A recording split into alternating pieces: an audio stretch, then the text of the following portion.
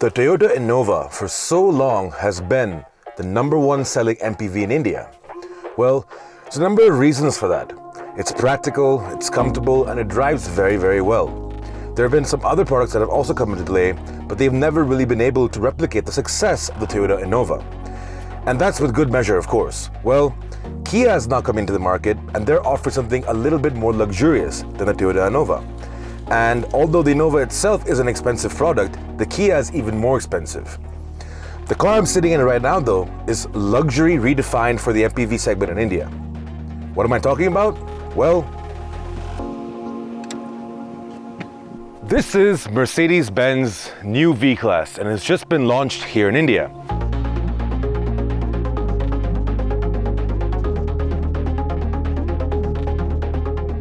However, this is not the first time that Mercedes has brought a product like this to the Indian market. They did so in the past twice, and they failed both times. That's obviously because the Indian market was not ready for a product like this. But the Indian market has grown a lot since then, and we have many products in the MPV segment. This, however, is a massive vehicle. It is over 5 meters long and it weighs over 3 tons. As you can see, it's huge. It's bigger than anything that we have right now on Indian roads. And it's basically a box design. It's a van, let's just say that. Let's just call it what it is. It's actually a van.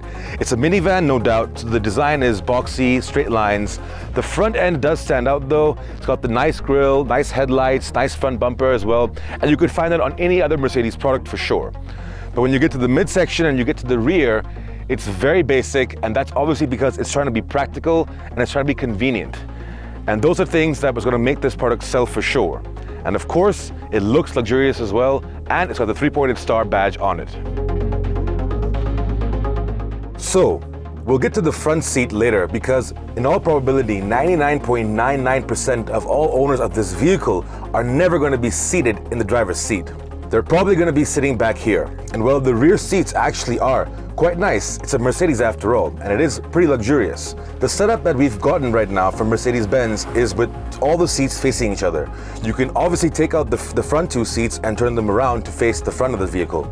But this is set up more for a business environment, as you could imagine. The car is definitely very spacious, lots of headroom, lots of legroom.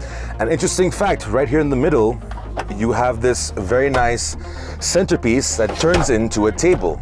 So I could put my laptop here, I could put my coffee here, I've got some cup holders up and down here. So yeah, this is definitely suited for someone who is obviously always on the go and is short for time. So you could even have your own business meetings right here in this vehicle. The overall quality of the cabin is also very nice. You've got some very nice panels here. You've also got 4 speakers in the back, so you can hear your music very nicely and relax. There are also rear AC vents, which you can control, and the doors open with just the press of a button. So it's very convenient and very relaxing back here for sure. But is it really worth the money? I mean, the Innova itself has got plenty of room in it, so does the new Mahindra Marazzo, and the Kia Carnival is also very spacious, almost as much as this. You can also fold these seats that I'm sitting on forward and you'll have more space in the boot, but all in all, there's plenty of space there as well. Now, the V-Class actually comes in 2 versions. The version we are in is the 6-seater. There's also a 7-seater which has a row of seats at the back where I'm sitting. This one has got 6 seats, as you can see. It's got 2 right in the front, 2 in the middle, and you can turn around to face forward or backward, and these 2 right back here.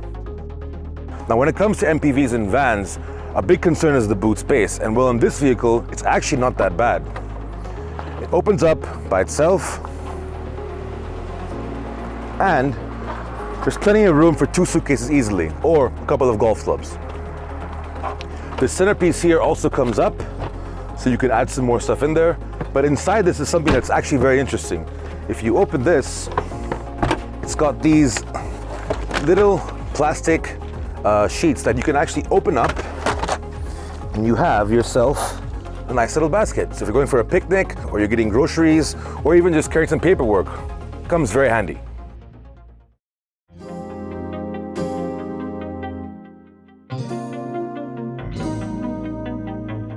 Well, now that I'm in the driver's seat of the V-Class, Let's just start off with the dashboard design. It's still very much a Mercedes layout, but I do think the center display looks a little outdated. It's kind of small, but overall, it's nice. The design is very nice, luxurious feel all around it. It's got the nice wood and chrome, the round AC vents. It's got the same infotainment system that all other Mercedes have.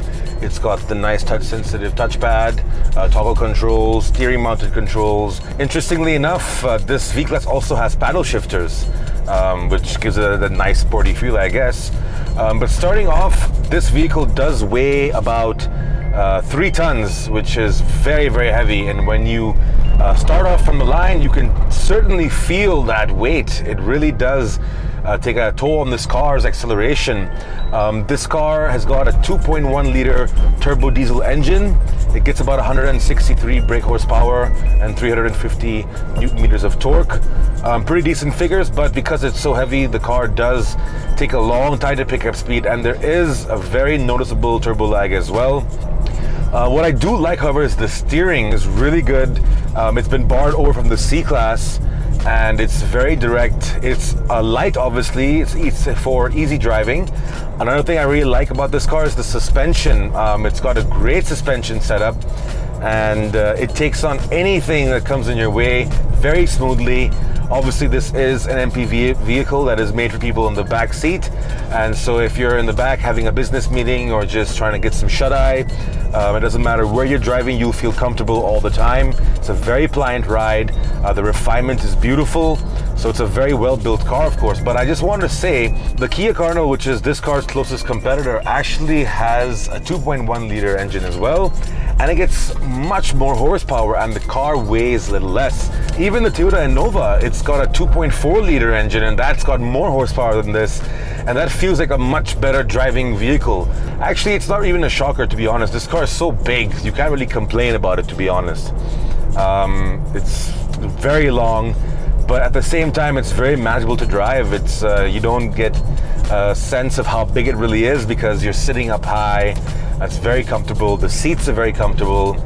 So all in all, it's a very nice vehicle to drive, but it's not going to be, you know, like a very engaging, fast, fun vehicle, and that's obvious. This is a van, so let's not even go there. So I'm trying to wrap my head around the price of this V-Class. Currently, right at the bottom end, you've got the Maruti Suzuki Ertiga, which comes for about 8 lakh. Then you've got the Mahindra Marazzo, which also comes for about 12 lakhs. And then you've got the Tata Hexa as well for about 15, 16. The Toyota Innova, of course, which is the benchmark for this segment, comes at around 25 lakh for the top end variant. And then if you want to get really luxurious, you have the Kia Carnival that's coming in, and that's going to be priced between 30 and 35 lakh as well. The V-Class, however, is priced at 85 lakh rupees. Now that's a huge jump in price.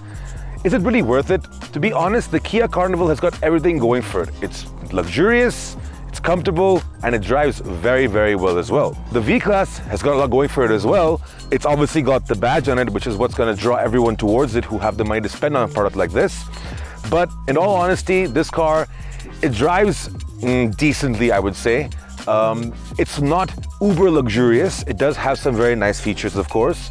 The kind of customer that's going to be attracted to this obviously is going to be either corporates or high-end travel companies, maybe wedding planners. I really don't see families buying a vehicle like this for that kind of a price. So yeah, let's say if they want to go on a long road trip, you could go for a nice luxury SUV instead. For the same price, it'll drive better, it'll seat 7 people, and it'll be very comfortable as well and carry all luggage that you'll have. So yes, this is a very niche product. Whether it will sell or not, we'll have to find out. But in my humble opinion, I don't see us seeing any of these models on the road very soon.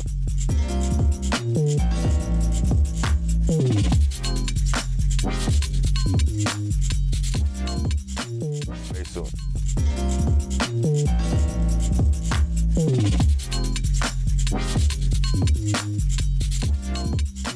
Very soon.